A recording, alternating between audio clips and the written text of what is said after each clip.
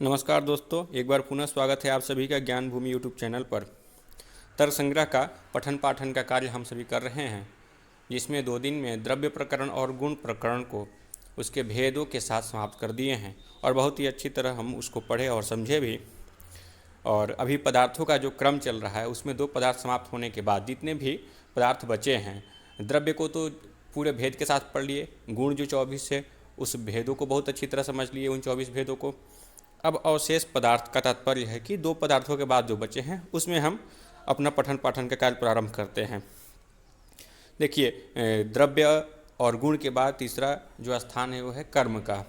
कर्म का स्वरूप है चलनात्मकम कर्म।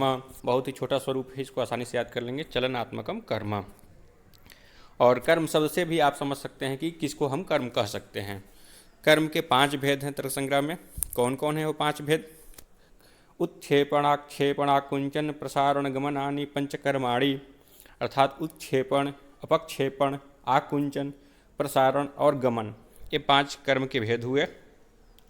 इसमें सभी के इनका स्वरूप भी दिया हुआ है। उत्क्षेपण किसको बोलेंगे? ऊर्ध्वदेश संयोग हेतु उत्क्षेपणम, ऊर्ध्वदेश संयोग हेतु उत्क्षेपणम, अर्थात ऊपर के देश। ऊपर के देश का तात्पर्य है कि ऊपरी भाग में किसी वस्तु का संयोग कराने में जो हेतु बने उसको हम उत्क्षेपण कहेंगे। कोई भी वस्तु को यदि ऊपर फेंकते हैं तो हम क्या ऊपर की तरफ उछालते हैं, तो क्षेपण मतलब हो गया फेंकना, उत्क्षेपण मतलब हो गया ऊपर की तरफ फेंकना। तो किसी वस्तु का ऊपरी भाग में संबंध बनाना।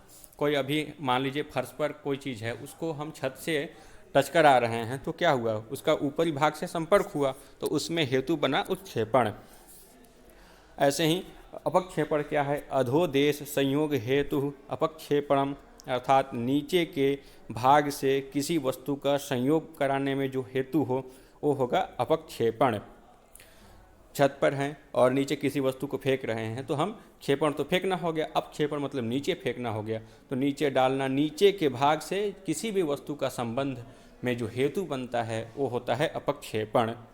फिर आकुंचन क्या है? आकुंचन मतलब होता है समेटना, और इसका लक्षण है शरीर सन्निकृष्ट संयोग हेतु आकुंचनम, अर्थात शरीर के पास में किसी वस्तु को लाना।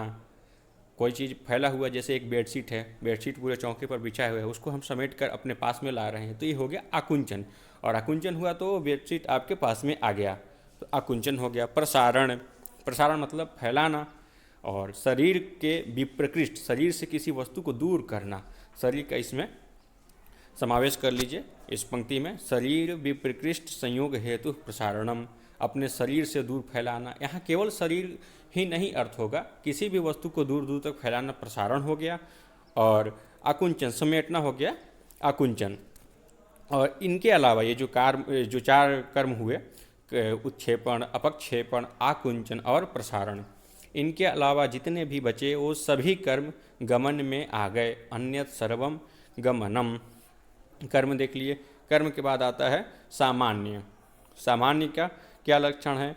नित्यम एकम अनेकानुगतम सामान्यम, अर्थात जो नित्य हो, एक हो और अनेकों में गया हो एक लेकिन उसका दर्शन अनेकों जगह हो, वो होता है सामान्य। सामान्य शब्द से जाति को ग्रहण यदि करते हैं तो जैसे मनुष्यत्व जाति है, वो है तो एक मनुष्यत्व जाति, लेकिन प्रत्येक मनुष्य में वो मनुष्यत्व जाति आप देख सकते हैं। तो जो जाति है उसको हम सामान्य कह सकते हैं, क्योंकि वो नित्य भी है। एक मनुष्य नष्ट हो सकता है, लेकिन एक व्यक्ति विशेष नष्ट हो सकता है, लेकिन उसकी जाति अर्थात मनुष्यत्व जाति नहीं नष्ट हो सकती। मनुष्यत्व जाति कहीं और देखने को मिल जाएगी। तो नित्य हुआ, एक मनुष्यत्व तो एक ही हुआ ना, जाति धर्म, मनुष्यत्व धर्म। फिर अनेकानुगतम, अनेकों में मनुष्यत्व जाति आप देख सकते हैं। ऐसे ही केवल तो एक मनुष्य की बात कर रहे हैं, आप गोत्व, एक गाय को देख, हो सकता है कि एक गाय नष्ट हो जाए लेकिन उसकी जाति नष्ट नहीं होगी, कहीं अन्य दूसरे जगह आप दूसरे गाय को देख लेंगे। ये है द्रव्य गुण कर्म वृत्ति, अर्थात द्रव्य में, गुण में और कर्म में, ये तीनों जगह सामान्य आप देख सकते हैं। फिर द्रव्य में तो हम सामान्य देख ही सकते हैं, गुण में भी देख सकते हैं, क्योंकि गुण एक दूसरे में तो एक में है कि कोई गुण, फिर दूसरे जगह भी वो गुण हो सकता है, तीसरे जगह भी हो सकता है। कर्म वृत्ति, कर्म भी ऐसे ही है, एक कर्म तो अनेकों जगह व्याप्त हो सकता है। तो द्रव्य गुण और कर्म में सामान्य रहता है। तद द्विविधम, वो सामान्य कितने प्रकार का हो गया? 2 प्रकार का। पर अपर भेदात, पर और अपर, सामान्य के 2 भेद हो गए, पर और अपर। परम सत्ता अपरम द्रव्यत्वादि। परम सत्ता, परम का तात्पर्य हो गया कि जो ज़्यादा दूर तक व्याप्त रहे, वो हो गया आपका सत्ता, जिसकी व्यापकता ज़्यादा हो, पर हो गया। और अपरम द्रव्यत्व आदि, जैसे द्रव्यत्व हो गया तो केवल द्रव्य में पाया जाएगा। ऐसे ही जो चीज़ ज़्यादा दूर तक रहे वो परम सामान्य के अंतर्गत, और जो ज़्यादा व्यापक न हो लेकिन फिर भी अनेकानुगतम हो, अनेक जगह गया हो और नित्य हो, ऐसा हो गया आपका अपर सामान्य।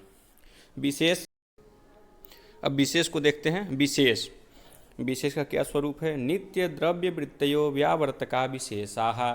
ये तो इसका स्वरूप हो गया। स्वरूप में 2 बातें ध्यान रखनी है। वृत्ति, वृत्ति का तात्पर्य होता है व्यापार। नित्य द्रव्य वृत्ति, विशेष जो होता है नित्य द्रव्य वृत्ति वाला होता है, अर्थात नित्य जो द्रव्य हैं उसी में आप विशेष को देख सकते हैं। नित्य द्रव्य कौन कौन से हैं? जब हम लोग द्रव्य लक्षण प्रकरण पढ़ रहे थे, अर्थात द्रव्य प्रकरण में उसके जब भेदों को देखे थे, तो 9 भेद था जो, उसमें 4 भेद शुरू के, पृथ्वी, जल, तेज और वायु, ये जो 4 थे नित्य और अनित्य दोनों होते थे। पढ़ते भी थे, नित्यम परमाणु रूपम अनित्यम कार्य रूपम इत्यादि पढ़ते थे। और उसके बाद आकाश से लेकर के, आकाश, काल, दिक्, आत्मा और मन, ये जो 5 थे केवल नित्य होते। तो उन चारों के नित्य वाला प्रभेद, और ये जो 5 है ये तो नित्य हैं ही। तो ये नित्य द्रव्यों में विशेष पाया जाता है, अर्थात नित्य द्रव्यों में इसका व्यापार देखने को मिलेगा। और एक धर्म है विशेष का क्या? व्यावर्तक। ये जो विशेष होता है व्यावर्तक होता है। व्यावर्तक का तात्पर्य है जो अलग अलग करने में सामर्थ्य रखता हो। कोई भी चीज़ यदि उसमें कुछ विशेषता है तभी वो किसी दूसरे पदार्थ से पृथक समझी जाएगी। यदि कोई विशेष गुण रहेगा तभी तो हम दूसरे को पृथक समझ सकते हैं। कोई गोरा है, कोई काला है, कोई धनी है, कोई गरीब है, अर्थात इनकी इनकी वो विशेषता है। इसी विशेषता के कारण हम एक दूसरे को पृथक कर रहे हैं। तो पृथक करने में सामर्थ्य रखने वाला होता है विशेष। नित्य द्रव्य में व्यापार रखने वाला होता है कौन? विशेष। आगे समवाय। समवाय का स्वरूप है नित्य संबंध समवायः, अर्थात जिन 2 वस्तुओं में नित्य संबंध बन जाए उसमें समवाय संबंध है। समवाय संबंध बोलते हैं ना कि इसमें समवाय संबंध है। तो समवाय वही होता है जहाँ पर नित्य संबंध बन जाए। 2 वस्तुओं में, 2 पदार्थों में नित्य संबंध यदि है तो वहाँ पर समवाय है। अयुत सिद्धि वृत्ति, ये अयुत सिद्धि वृत्ति वाला होता है। इसको अभी समझते हैं। अयुत सिद्धि वृत्ति का तात्पर्य है कि जिसकी युत सिद्धि नहीं संभव है। युत मतलब कि पृथक पृथक होकर अलग अलग रहकर नहीं रह सकते, एक दूसरे के साथ ही रह सकते हैं, ऐसा व्यापार अयुत सिद्धि वृत्ति होता है।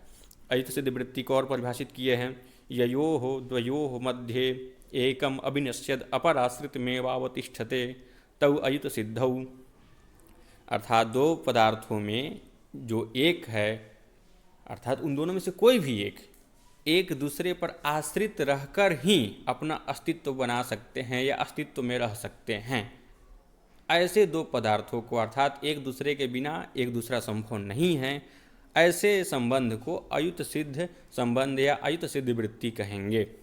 उदाहरण यथा अवयव अवयविनौ, अवयव और अवयवी, क्रिया क्रियावान, जाति व्यक्ति, विशेष और नित्य द्रव्य। देखिए अवयव और अवयवी क्या है? हमारा हाथ पैर इत्यादि हो गया अवयव, और पूरा शरीर हो गया आपका अवयवी। जब हाथ पैर वगैरह नहीं रहेंगे, इसके एक एक अवयव समाप्त हो जाएंगे तो अवयवी स्वतः समाप्त हो जाएगा। अर्थात अवयवी को अस्तित्व में रहने के लिए अवयव का होना आवश्यक है।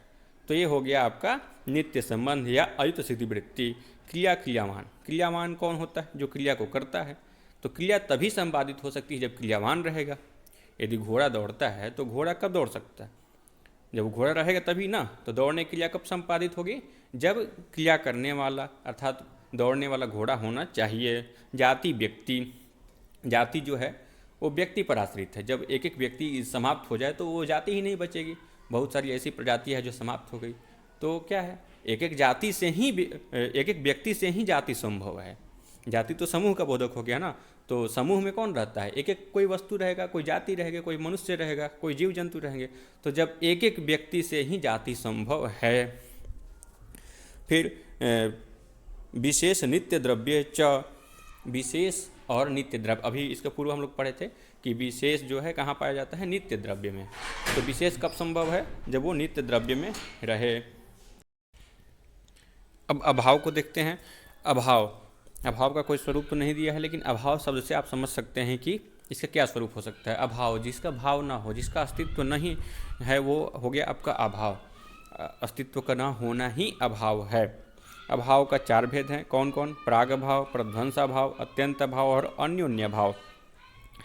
इसमें इनका सबका स्वरूप देखते हैं। प्राग अभाव, प्राग अभाव में 2 शब्द है, कौन कौन, प्राग और अभाव। प्राग शब्द का ही मतलब होता है पूर्व, अर्थात पूर्व का अभाव, पूर्व का अभाव होना ही प्राग अभाव हो गया।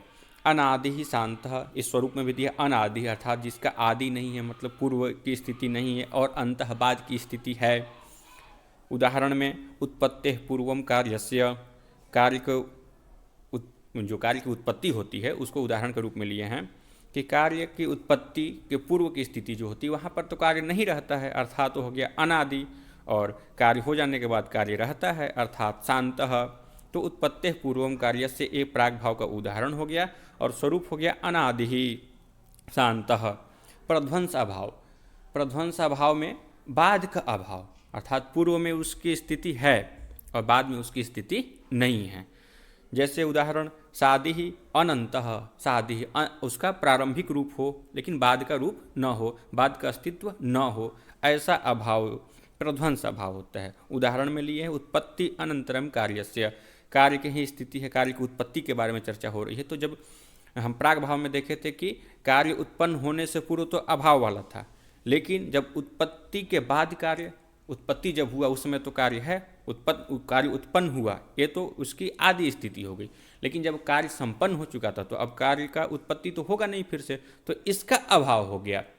तो ये हो गया आपका प्रध्वंसा भाव। तो अनादि शांतः प्राग भाव, उदाहरण उत्पत्ति पूर्वम कार्यस्य, शादि अनंतः प्रध्वंसा भाव, उत्पत्ति अनंतरम कार्यस्य। एक में प्राग अभाव में पूर्व में अभाव है और प्रध्वंस अभाव में बाद में अभाव है। अब अगला है अत्यंत अभाव। अत्यंत अभाव का लक्षण है त्रैकालिक संसर्ग अवच्छिन्न प्रतियोगिता को अभाव अत्यंताभाव। यहाँ पर अत्यंत अभाव शब्द जो शब्द है इससे देखिए अत्यंत अभाव, अत्यंत का तात्पर्य है कि जो हमेशा, कभी नहीं, किसी भी स्थिति में नहीं, ऐसे शब्द को हम अत्यंत बोलेंगे। और अभाव जोड़ेंगे तो किसी भी स्थिति में उसका अभाव रहता है, ऐसे अभाव को अत्यंत अभाव बोलते हैं।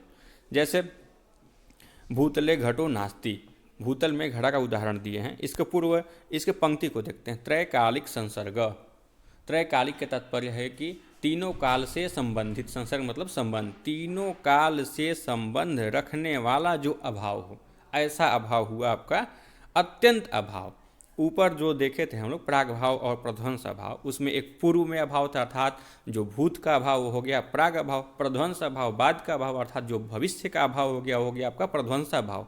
और जो तीनों काल में अभाव रहे उसको बोलेंगे अत्यंत अभाव, अर्थात जो न भूत में था, नहीं वर्तमान में है और न भविष्य में रहेगा, इस प्रकार का अभाव हो गया आपका अत्यंत अभाव। भूतले घटो नास्ति, भूतल में घड़ा नहीं है, नहीं था, नहीं है और नहीं होगा, ये आपका उदाहरण हो गया अत्यंत अभाव का। अन्योन्य अभाव को देखते हैं। अन्योन्य अभाव, अन्योन्य शब्द ही है परस्पर अर्थ वाला। अन्योन्य शब्द का अर्थ होता है परस्पर, और परस्पर जहाँ पर अभाव हो, एक दूसरे में एक दूसरे का अभाव हो गया अन्योन्य भाव। लिखा भी है तादात्म्य संबंध अवच्छिन्न, अर्थात तादात्म्य संबंध में रहने वाला जो अभाव हो, ऐसे अभाव को अन्योन्य अभाव कहेंगे। यथा घटः पट न इति, घट जो है पट नहीं हो सकता, अर्थात घड़ा कपड़ा नहीं है, कपड़ा घड़ा नहीं है, तो घड़े में कपड़े का अभाव और कपड़े में घड़े का अभाव, ये हो गया अन्योन्य अभाव। एक दूसरे में एक दूसरे का अभाव है अर्थात अन्योन्य अभाव हुआ। अब ये पंक्ति है, सर्वेषां पदार्थानां यथा यथम उक्तेषु अंतर्भावात् सप्तैव पदार्थाः इति सिद्धम। ये पंक्ति वैशेषिक दर्शन के अनुसार है। वैशेषिक दर्शन का मत है कि 7 ही पदार्थ हैं, और 7 पदार्थ ही क्यों है इसके लिए पंक्ति प्रस्तुत करते हैं। सर्वेषां पदार्थानां, इस संसार में जितने भी पदार्थ हम देखते हैं, समझते हैं, जानते हैं, उस सभी पदार्थों का यथा यथम उक्तेषु, उक्तेषु का तात्पर्य है कि जो 7 पदार्थ मैंने बतलाया वही 7 पदार्थ में सभी का अंतर्भाव हो जाता है। सभी पदार्थों का यही 7 पदार्थों में विलय हो जाता है। तो बचते कितने? 7 ही बचेंगे। जब सब पदार्थों का इसी में समावेश हो जाएगा तो 7 ही पदार्थ बचेंगे ना।